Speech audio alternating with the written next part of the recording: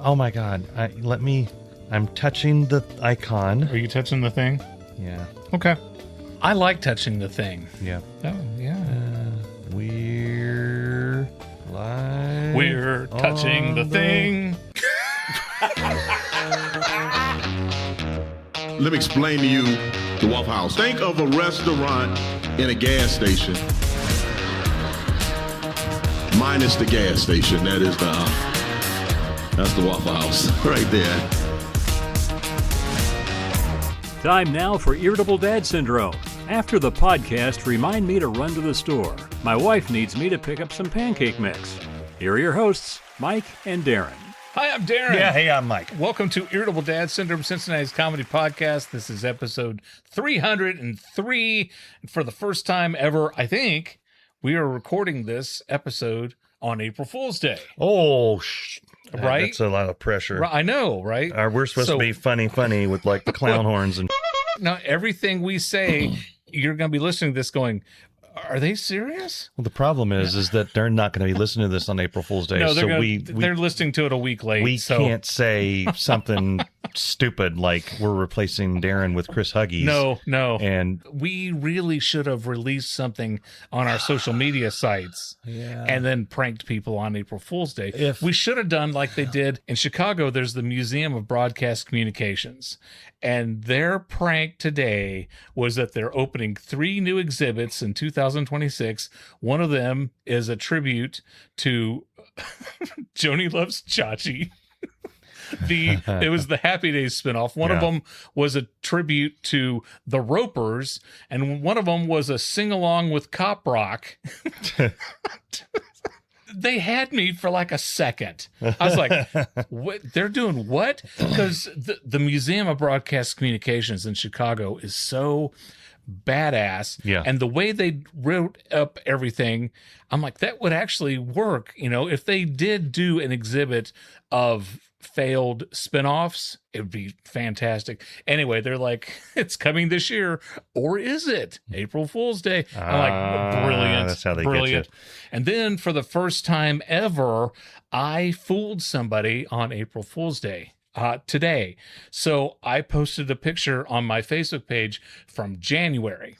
Okay. And it was, there was like 4 or 6 inches of snow on my patio furniture. And I said, this weather's crazy. Literally last week, my neighbor was mowing his grass. Send. And I mean, I had like a dozen people send their shocked reaction like, oh, God, I can't believe it. My friend Heather in Chicago sends me a Teams message. I work with her. How much snow did you get? Yeah. And I said, if you check your calendar, you will know exactly how much snow I got. Yeah. And then she sends me back this emoji. Oh, I got her.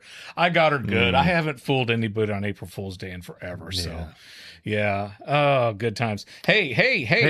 Today on this episode of Irritable Dad Syndrome, Mike and I, we went to see a candlelight concert. It was just a 4-string quartet of the Lord of the Rings. Of the Lord of the Rings. It was fantastic.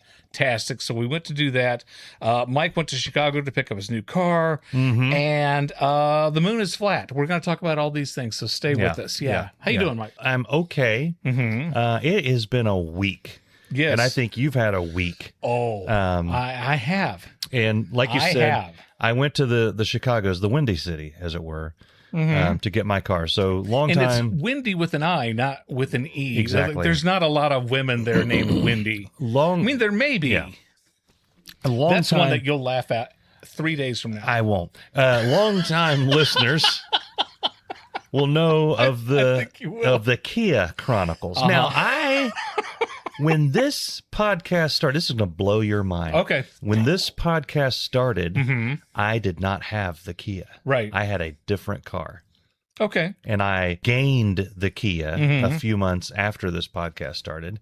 And it's been with me ever. It's actually still out there in front of the house. Right. Nobody's called the police yet, but it's still there. Is it unlocked? And then it finally, I don't care. It finally died. So I told the story the last episode. And Bess was, we were talking about how we used to take forever to make a decision on like a car or whatever, or we know people that take forever to make decisions on a car. It's a big purchase. It is. So the morning of Saturday, when I found out that the Kia was, time of death, Saturday morning, 10:01 a.m. Call it. Yeah. It was called. I had the down payment on the new car before 3 p.m. Oh. And then they said it was going to be 3 weeks, and that turned into a week. And they're like, I know, that surprised me.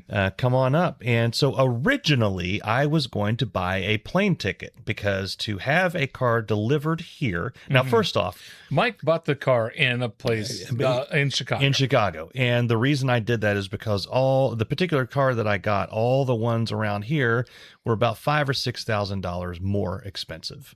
So I saved that amount of money. Now, they had a lot more different things on there, but I didn't care about it. We talked about that briefly. We did. Like the fantastic sun, episode last week. The you should check it out. The moon roof, right? And a heads-up display. Who needs that? Yeah, I mean, I'm not if I have a heads-up display, I want missile targeting and machine gun targeting, right? I don't want just like little cartoon characters on my windshield saying, "Come on, go faster." I don't need that. I don't need that. I would like a sunroof or a moonroof, but not for $5,000. No. So anyway, who are we kidding? We're not. Yeah. We're not children anymore. It was going to be anywhere from $500 to $800 to have that thing brought down. Plane ticket at the time that I made a decision to go up there was $135. That's not bad. I'll do that. Okay. When they finally had the car coming in, plane tickets went up to about $400. Oh. So I was like, we're back in the realm of driving. Now, some of you say, Mike, how far is it to drive from your house to the Chicago's?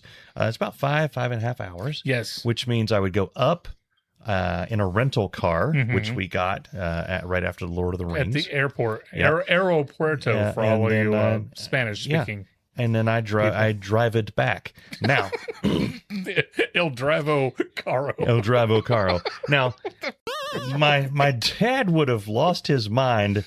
And I told Bess when I was about halfway up, I was talking to her on the phone, not just yelling really loud. And because I had a duffel bag, my go bag, in case something went wrong, right? That's cash. Yeah, cash. Just enough drugs to get me through the next week. Lotion, loaded gun, all that. I had my go bag. And then Tic Tacs. So I told Bess, I was like, in terms of bargaining power, I have none. Nothing. I'm going to walk in with a go bag. Clearly, if they don't sell me the car, I don't have another option. I mean, I could just drive Uber back to the airport and get another rental car or catch a plane, but ain't nobody got time for that. Right. So anyway, I did. Long story short, if that's possible, not really possible, but this goes into multiple stories. Okay. So let's talk about Uber's Peter now. Hello. When I got to the airport, the Chicago O'Hare Airport. That's a big airport. Yeah. I drove the rental car there. I got there, and there was a guy that was guiding us in. And you go into the rental car return, as it were, as one does. Yeah. And on the first floor, it was Hertz and Yo Mama's cars and Jimmy don't got time for your car and all these different, whatever cars. Hertz, donut. Yeah. And the next floor up was Enterprise and Your Mama Prize. And I got Yo Mama jokes for days. Yeah. Anyway, I pull in where it says Hertz, and there's a guy yelling, "Come forward, come forward, come forward." And I'm okay. And then he turns around and puts his back to me, and he's just standing on the side of the road in the bottom of under this parking garage. Yeah. And I wasn't sure. I mean, clearly he worked, I think, for Hertz. We were around a lot of Hertz signs. I would hope so. And another guy came up and he's like, "Leave the key. You go into that stairwell. You go up to the second floor and they'll take care of you." Okay. I was like, "You don't need, there's no paperwork or nothing." And I showed him the rental contract for the car. And he's like, no, I don't need that. You take that to the second floor. I go up to the second floor. Ain't no Hertz up there. Oh. Ain't nobody up there. It's like an abandoned airport. It's like the Langoliers, Bronson Pinchot. Look it up. Awesome movie. Pinchot. Pinchot Mama. Bronson Pinchot. Bronson Pinchot train. Do you have a plan? Well, of course I do. Don't be ridiculous. came back down. Now I'm getting pissed because I'm getting very close to being late. And I've been on the road for 5.5 hours. Right. And I really don't know if I just gave this rental car to just a random guy or not. So I go to the Hertz. That would I suck. find the Hertz line. There's like 20 people and it's going really, really slow. I call customer service. Long story short, I was a bit more pissy with them than I should have been. What I wanted to say, what I should have just said was, I turned in the car. Can you verify that? I said that, but then I was like, you guys need to work on your customer service. You got a guy down there that's just taking keys left and right. Oh, willy-nilly. And nobody knows who the hell he is. Right. And he just told me to go to the first floor. He told you to go to the second floor. And there was nobody up there. And it wasn't until I just started walking around the airport on the first floor that I found the Hertz counter. My question is, what the hell? And then the line was forever. I'm already late for a very important meeting. I did. Yeah. I was laying it on pretty At a thick. record store. I was like, I'm good. I know it's not your fault. I'm just saying, y'all need to work on your process. I'm just saying. Yeah. So then I felt really good about doing that. And then as soon as I hung up, I felt really bad. Yeah. But at that point, the damage is done. So I go out and I connect to Uber, as one does. Yes. And it says, Peter is near you. And I said, okay. Okay. Peter drives up in his Uber. He was 4 minutes away. And like as soon as I said click, it went bling. He was in the Last Kisses parking lot. And I had to ask one of the people out there, I was like, is that parking lot the Last Kisses parking lot? And they said, yes. The last what? Kisses. Kisses.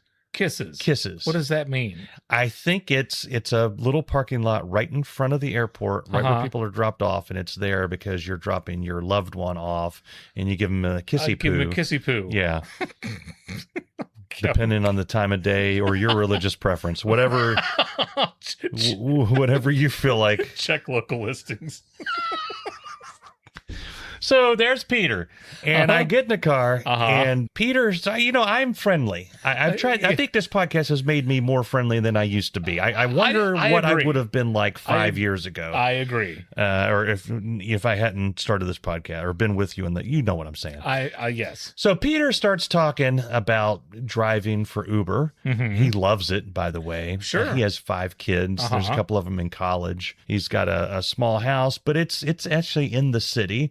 He has to work a lot. He works about 20-hour days sometimes. His favorite trips are to go 4 hours, 5 hours out. He's driven people to Cincinnati, Toledo, Columbus, Cleveland, Indianapolis, Lansing, Michigan. He's driven people to Kentucky. He once took a guy down to Florida and back, and that guy paid him $400 to get him down there and $400 to take him back. Okay. Peter is about to retire. He's old enough to retire, but he hasn't saved up enough money yet because his family just keeps taking all of his money, and he doesn't understand why. He said the really strange thing. Let me back up. Okay. He didn't say the strange thing. He said they moved to Florida, and then they moved to Texas, and then I said, but you stayed here? And he's like, oh, yeah, good money. This was good money. Yeah. Like, but your family left while you're staying here, and then you send the money to them? He's like, yeah, I got to do that until they get out of college. His oldest has been in college for 3 years. He's got 1 or 2 more years. What's he majoring And then in? he's done. Some sort of medical. I dozed off a couple of times. It's a medical field. Once he's done, Peter is quitting and saying, screw you. And he didn't say that he was going to join his family. He just said he was quitting. Quote, I don't need to send them any money anymore.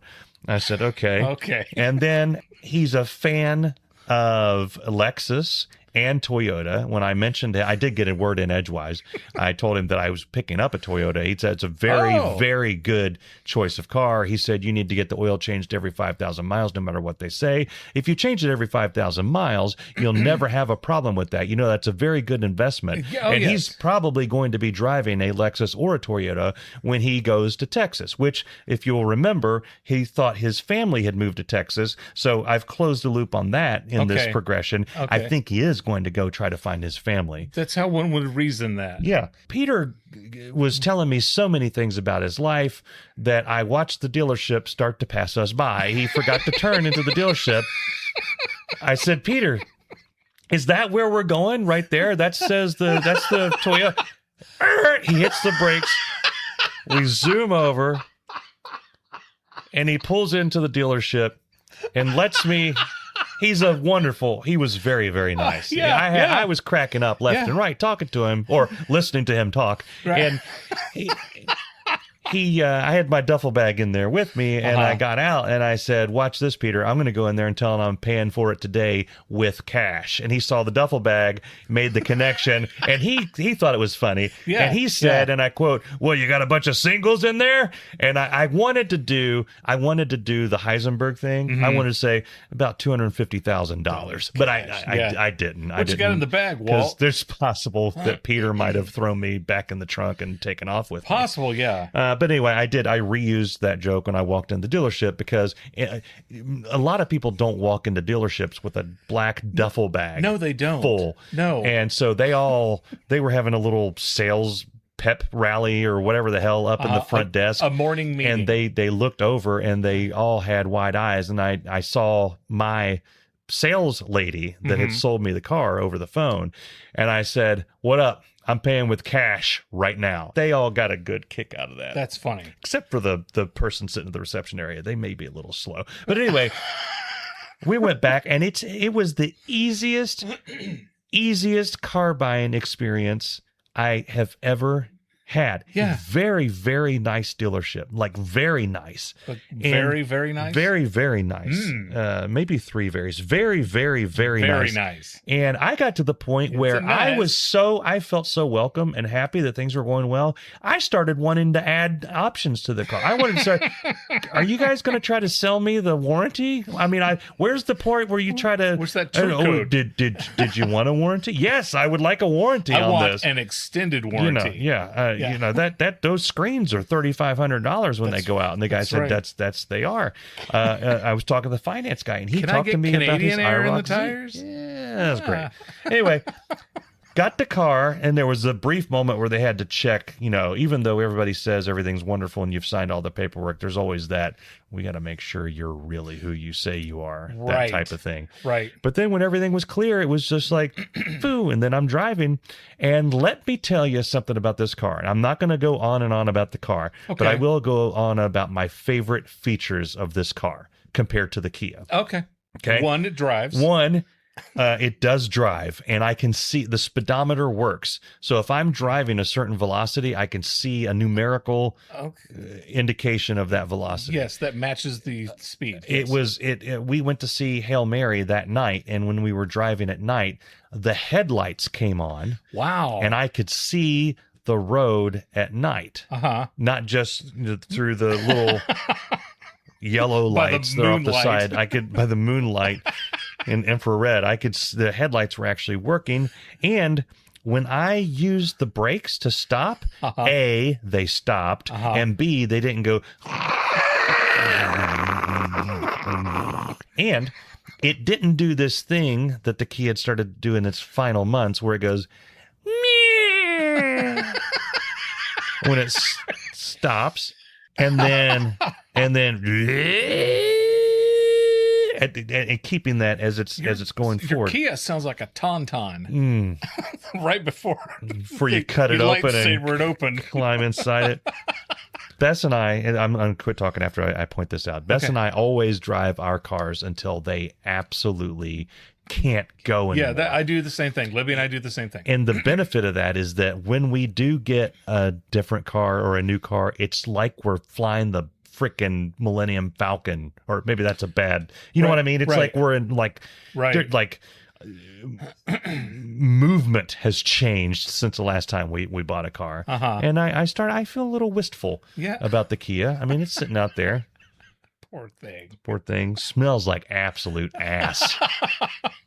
I had to have a nice little, we had a family meeting. Like, okay, kids, listen, we treated the Kia as it deserved to be treated. This is a new car. Yeah. This is not the Bromobile. We don't go out and get all funky and cleaty and whatever and then just track it into this thing. Right. If we bring it in, we take it out. If it was liquid, we wipe it up. We take care of this thing. Right. So we're in a good spot.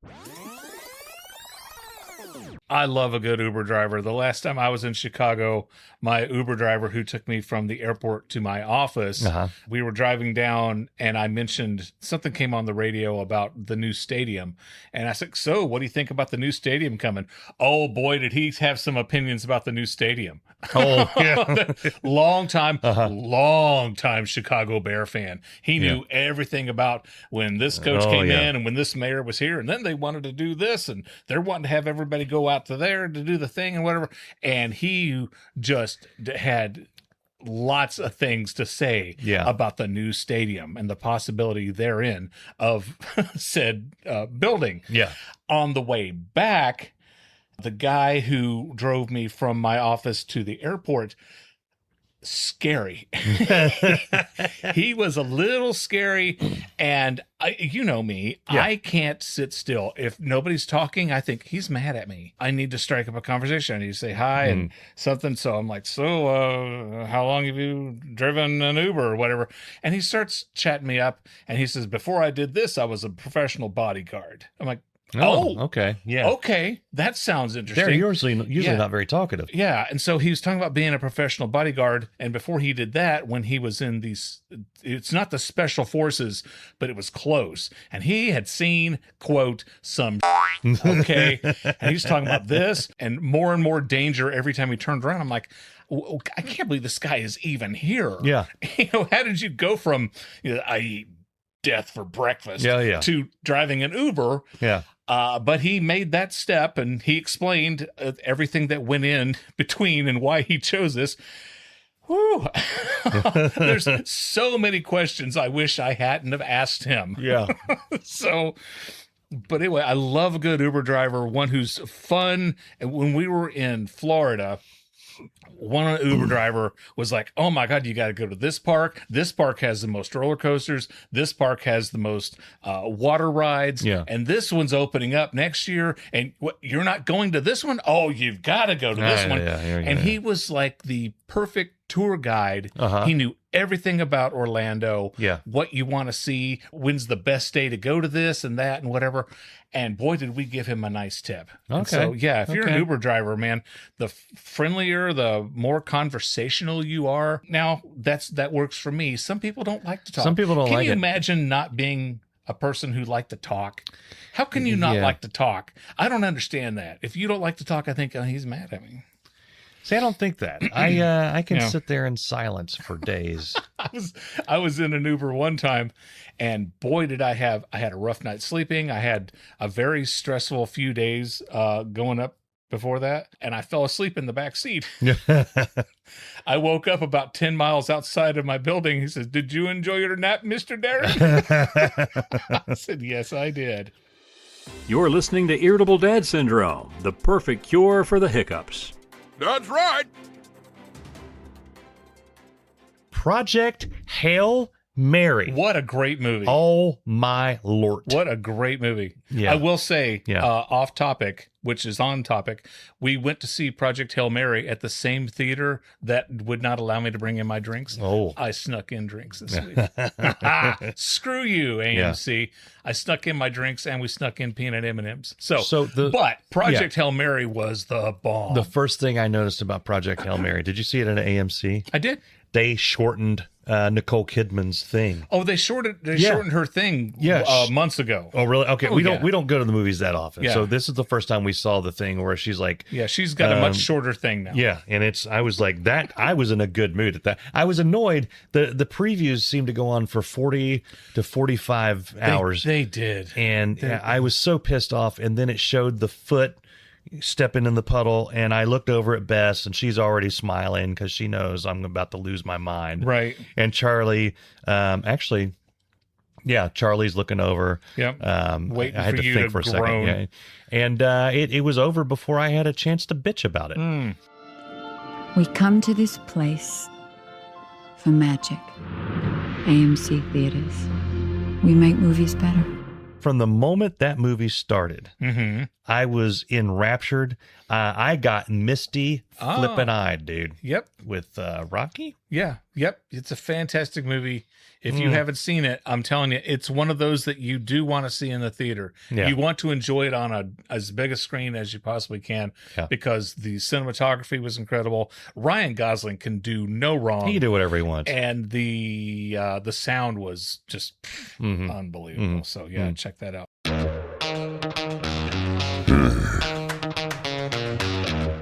At the beginning of the podcast, I mentioned that Mike and I, we went on a double date with our wives. It's my wife. And we went to see the Lord of the Rings in a candlelight concert. It was a quartet. A quartet string orchestra. Typically, quartets have four. Four, that's right. There were two fiddle players. I think they could have gotten by with three. I know what the guy was doing. The dude. I know what the front lady was doing. Yeah. And her sister... I get that. But the other lady in the back corner, I don't really know what she was doing. Yeah, well, she played the viola. Okay, so that clears that all up. Okay. So, it's That's like a violin. It's somewhere between the violin and the cello. Yeah, they were amazing. Yeah. It was so funny because the place was sold out. Yeah. Jam-packed. And they come out and everybody claps. And the woman there, the first chair. Oh, my Lord. You're going first chair fiddle player. Yeah. She asks, do you guys like the Lord of the Rings? And everybody claps. Yeah. And I wanted to raise my hand. I was like, no, I'm just a fan of candles. Yeah, okay. So they were amazing. I'm going to laugh at that one. Yeah, because that's pretty good. Okay, I wrote that yesterday. Okay. I was just waiting to do that. Yeah. So they were amazing. And I don't care if you're a Lord of the Rings fan or not, whether you like the movies or not, the music for it was just insane. Howard Shore, some of the best work, some of the best music that's ever been in a motion picture. A lot of people don't know this, but the Lord of the Rings music is a symphony. Yes. Yes. It's not like the Foo Fighters or something like that. No, it's not. And they took the sound of a symphony and just squashed it down to four. Three of them were carrying the weight. Well, we were sitting right up front, and you had a speaker in front of you where I was there's sitting. Nothing coming out of the speaker. Oh, yeah, you could see everything. Where I was sitting, I could see when the fiddle players, and I know it's a violin. Don't email me. Don't. Boy, when the banjos came out. Yeah, when the fiddle players would switch the leads, I could tell that. And then when occasionally the viola player, she would take the lead, and then the two fiddle players would do background music. And when the cello, the dude on the cello, holy crap, when he would take the lead, it was serious. If I were in a fight, and I could take one of them with me, the cello player looked like, and not because he was bigger than everybody. Right. He seemed like he could handle himself. He did. He went at that cello like it owed him money. That's he beat the shit out of that thing. If I ran into him out in public, I was like, "Do you play the cello?" Yeah, no. You would think he's the type of guy that's seen some and then decided to take up the cello to get through it. Kind of like Stringfellow Hawk and Airwolf. Kind of like my Uber driver. Yeah. It was two fiddle players. The first one, a woman, and she says, "Hi, I'm Janine. I play the fiddle. This is my sister, and this is Karen or Jill or whoever on the viola, and then there's Bobby Bryce on the cello." And she would introduce a couple songs and hand the mic over to Bryce. Bryce was the funniest. Yeah. He was he said Arwen was his bae. That's right. Yeah. I thought she was his boo. Bae. No, he's the boo. She's the bae. She's the bae. Yeah. So he was funny, and then the younger sister on second fiddle said things. Introduced a song. But Sally in the back didn't say anything. Sally on viola was like, no, like she's in witness protection or something. Yeah, she wasn't really. But it was. I enjoy. Now I don't want letters from Sally. Listen, no, it was a quartet. Yes, and I know how those work. You got to have four people in a quartet. Now I'm just saying, I don't think it was 25%, 25%, 25%, 25%. I think it might have been 30. The 30. fiddle players contributed, like 60, and then Bryce was like 35. Yeah, and the viola. But Bryce was playing double duty. He was attacking that cello, and he was also ready to just throw down if anybody went up there. If anybody rushed the stage, he would have yelled out for Frodo some ass. Yeah, he would have for Frodo'd that cello down on their head.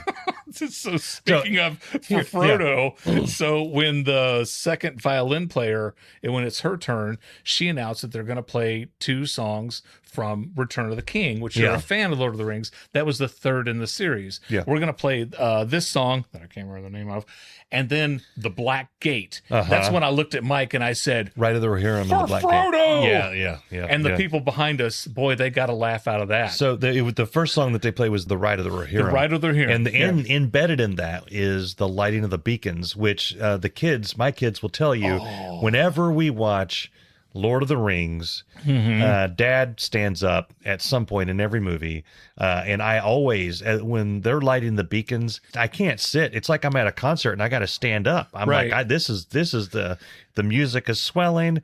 It's like, boom, here we go. Now, which, can you imagine, by the way, having that job, working the beacon, and you're sitting there for months, years, like, I'm gonna light the beacon. This is what we trained for. You know, I gotta think there's got to be one beacon guy that's like, I don't believe it. They're not really. I'm going home. I think that guy screwed up. I don't think we're supposed to be doing this. Right. But then that was how they emailed people. Yeah. So I've seen the entire Lord of the Rings series, because once I watch one, I'm watching the other 2. I agree. And The Hobbit sometimes, but always the Lord of the Rings. Right. I've watched them in their entirety 3, 4 times, 5 times. I saw Return of the King 3 times in the theaters. I did too. And I have seen it countless times at home. And every single time that I watch Return of the King, you can set your clock by it, by the clock. I said set your cock by it. Set your clock by it. Or you can set your cock by it. Mike, what are you doing? For the last 30 to 45 minutes, I'm going to be bawling my eyes, like ugly crying. Yes. Like embarrassing crying. Yes. Like in the future, when we go visit, Andrew or Charlie's family, and everybody says, let's watch Return of the King, they're going to have us thing. Listen, Dad's going to break down and start just bawling. And I tell you what, the one that when I think I'm done crying, the final song of Return of the King, Into the West, it's like somebody just like fed me some Gatorade, and I'm all over again. There were a couple of notes of Into the West at the end of that Return of the King thing, and it was like a switch. Tears started to form. I was like, no, come on, don't cry in the front row. Darin's here. This can't happen. Hundreds of Cincinnatians, other people, and they love candles. And they stopped, and then it went over to Sally's sister, and she said, "We're going to play some, fun, some extra things." Whoop, there it is. Whatever. I'm too sexy for this shirt.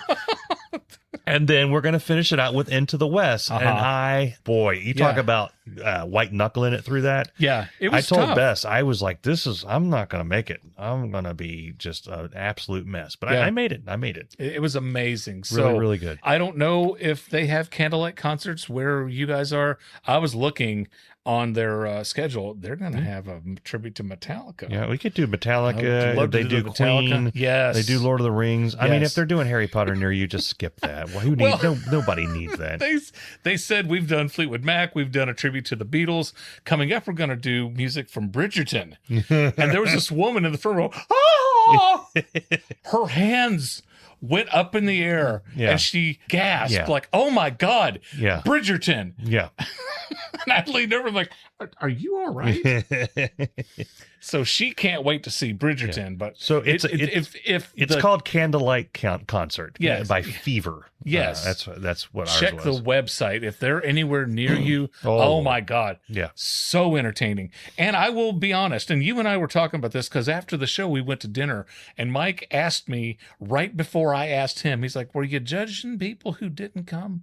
It's like, yes. Yes. Mike and I and Bess and my wife Libby, we were sitting there and while the girls were just enjoying the show, I was secretly judging everyone who wasn't there. Why Mikey and I are there getting some culture and all these other dumbasses are sitting home watching motorcycles jump over cars on fire. Well, I mean, that gets me every time too, but every once in a while Go ahead, eat another bag of Cheetos there, dumbass. I did. There was a few moments where I thought There was more than a few times when I was sitting there listening to this string quartet, and I thought, I'm better than everyone else in Cincinnati. I am sitting at this moment, and for that matter, all of Ohio. I am getting culture out the wazoo.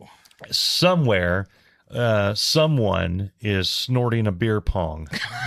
Is that what you do? Yes, you snort a beer pong. Meanwhile, I'm listening to Bilbo's birthday party on the vulva cello. or whatever the hell that is. On the vulva. I don't think amiss what you think amiss. That's culture, man. I've never seen anyone play that on the vulva. No, that's you got to be careful. You don't want to tangle the strings.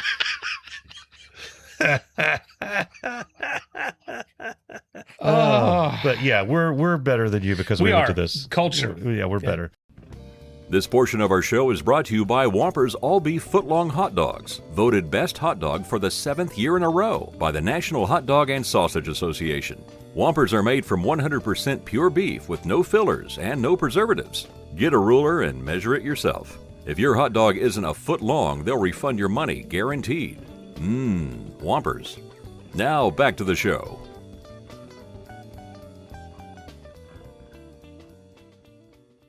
Boy, I had a senior moment. Okay. I absolutely had a senior moment.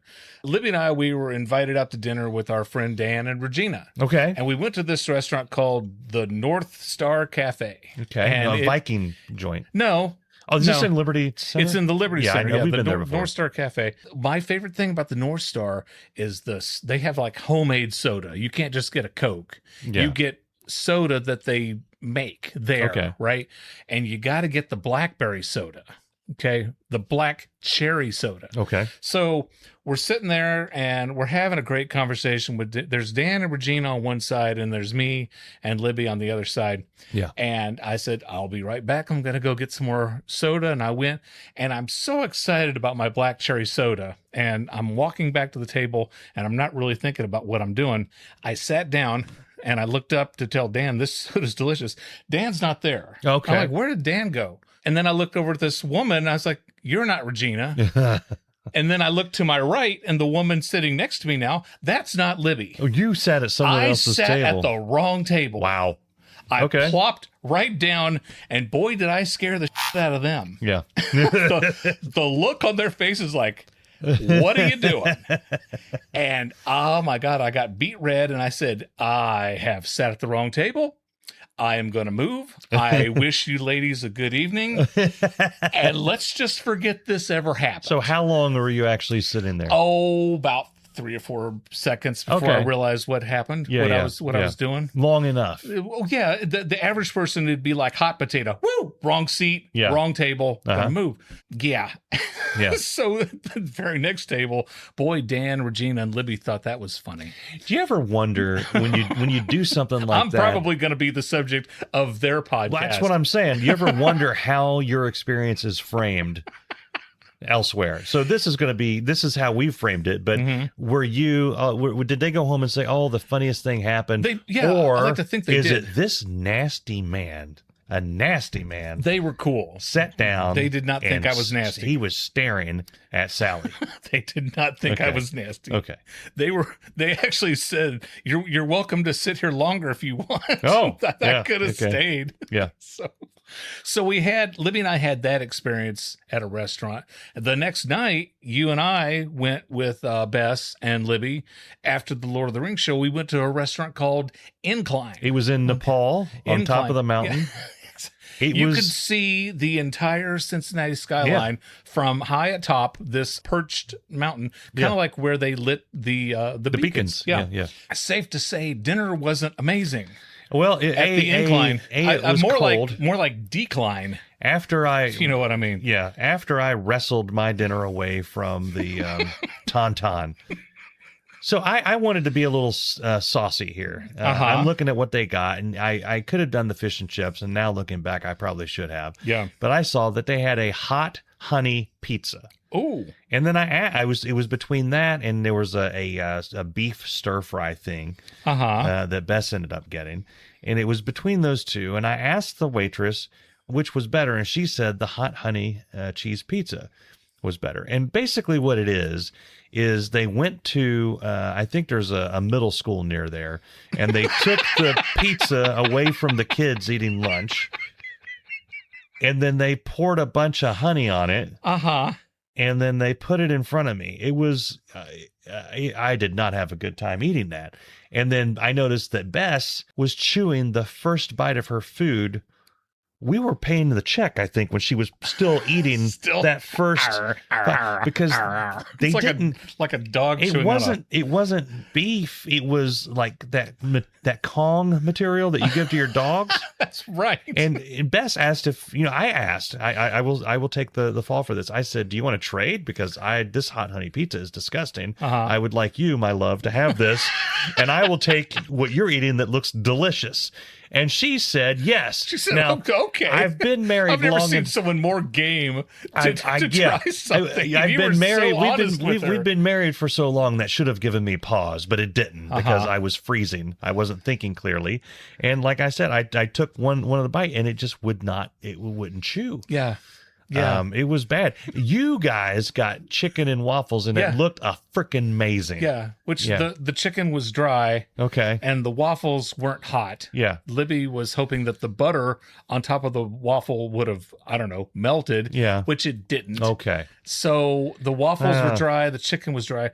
It wasn't a good experience. You would think that a restaurant that has that view of Cincinnati would be like one of the top restaurants in the city. And what's really wild was when we were paying the check, because I kept saying, guys, you don't like your food. Tell the waitress that you're not happy with the food. Yeah. That's too tough. It tastes like ass. And you could have gotten something else. And neither of you would do that. You're so nice. Yeah. They really are nice people, despite what you hear about them on this podcast. We gave like an extra tip. But Mike we paid for her first kid's college. We did everything we could. But Bess said this the steak in this stir fry is really hard to chew. And the waitress said, quote, yeah. It is.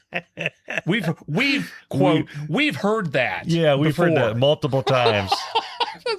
But I'm sorry. Is there anything we could do to help, or can we get something? Usually you go to a restaurant. If you're dissatisfied with the meal, they try to do something. Can we give you half off on a dessert? Can we do something to make your experience a little better? But she goes, we've heard that. People have a really hard time chewing that steak. You got that right. Yeah.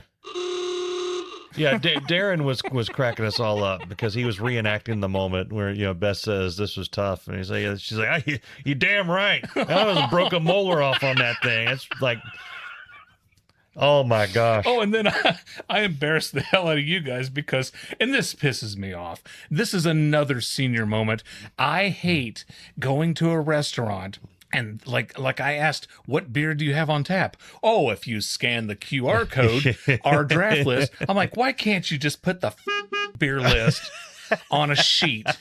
Okay? Yeah. And so I made a bigger deal about it than I normally would have, but I was having a good time. I said, and I told the waitress, I said, no, one, my phone doesn't do that, to which Libby said, yeah, it does. And Mike said, yeah, it does. And then I said, the last 8 times we've been out, you guys have tried it and it doesn't. Okay. 2, you scan that QR code and that puts your name on a list. And then, yeah. So they weren't having that. No. Oh.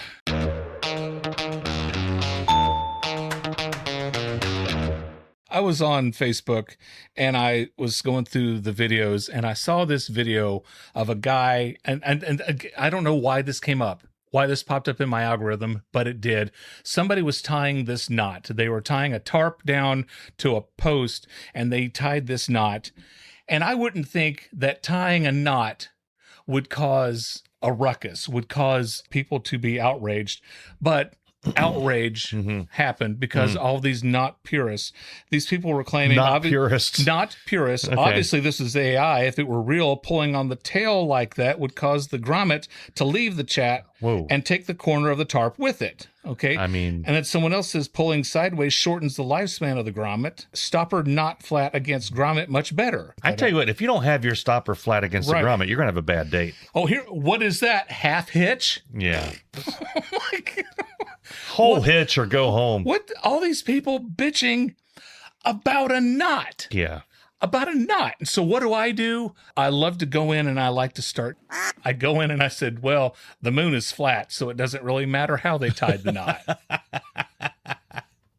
I have decided that any time there's an argument, whether it's David Lee Roth is better than Sammy Hagar, well, the moon is flat, so it doesn't really matter who's the better singer. That's what I'm doing because I got into a conversation online because today, April Fool's Day, our astronauts are up in the space and they're circling our moon. I was on the moon.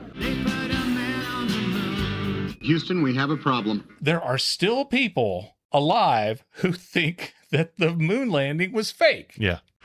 It's one small step for man, one giant leap for mankind.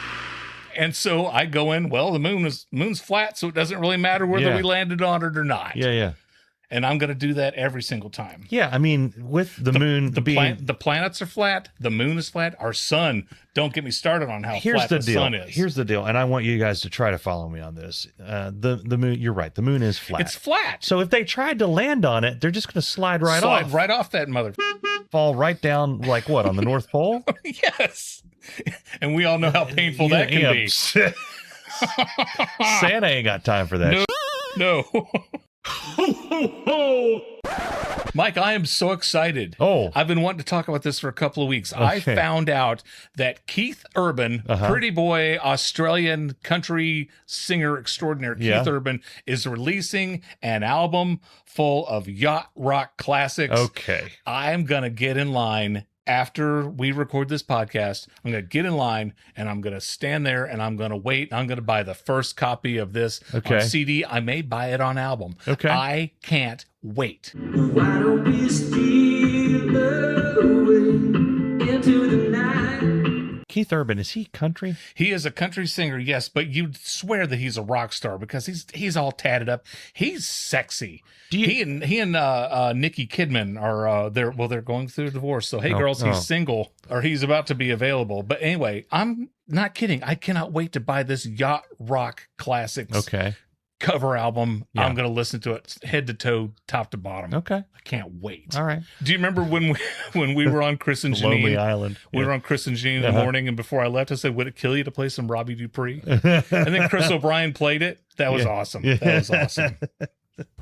What's your favorite yacht rock song? Tell us now at our Facebook page or message us at irritabledadsyndrome.com. Rush are back. Rush performed at the Juno Awards. They're like the Canadian version of the Grammys. Yeah. And boy, the haters came out. It's like, Juno, we have awards too? Exactly. But I'll be laughing at that next Wednesday. Yeah. No, I thought they were great. Yeah. I thought Annika, the new drummer, I thought she sounded amazing.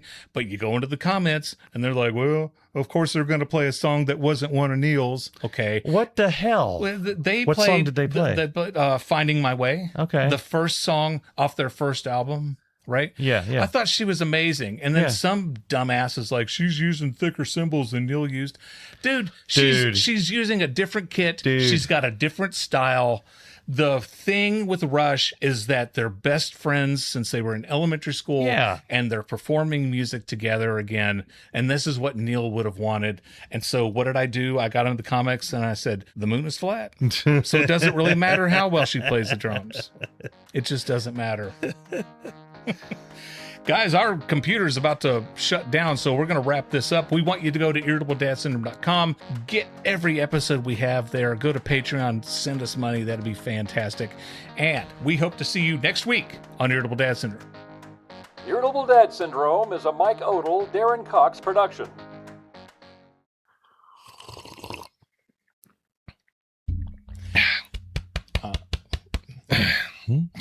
Clear.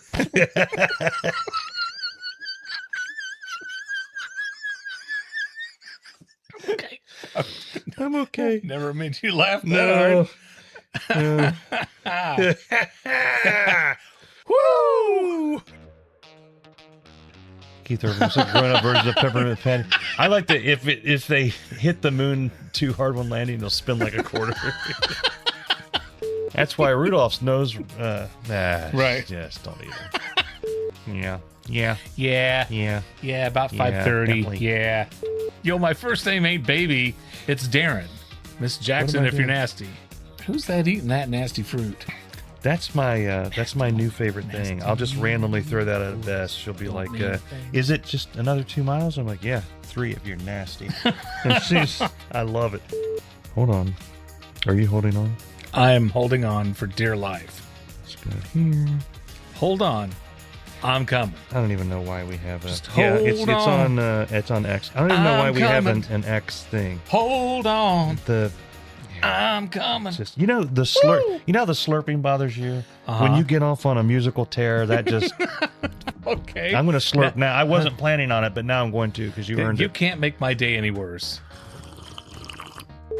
Hold on. I'm coming. I got coconut flavored creamer in this motherfracker. Oh. The coconut. Cocoa nut. I don't even know what that. Here's what I have for my own personal rundown. Oh, okay. Key in the will well. Spectrum rhymes with rectrum. Key in the will. Oh, key. In the will well. 2 bits. It's been a long day, kids. It has. I need to get this thing aimed up there. There it is. That reminds me of college.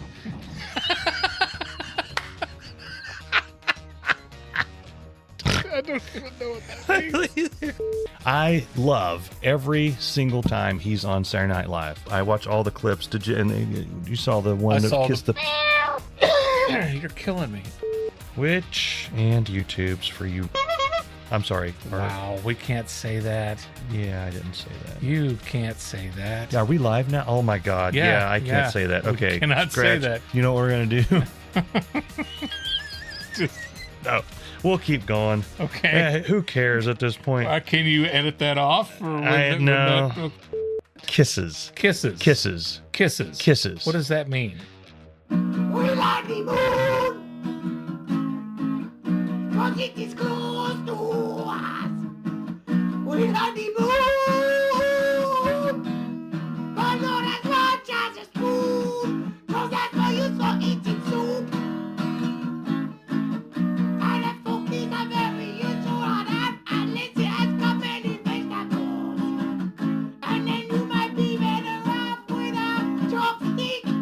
We really like that moon.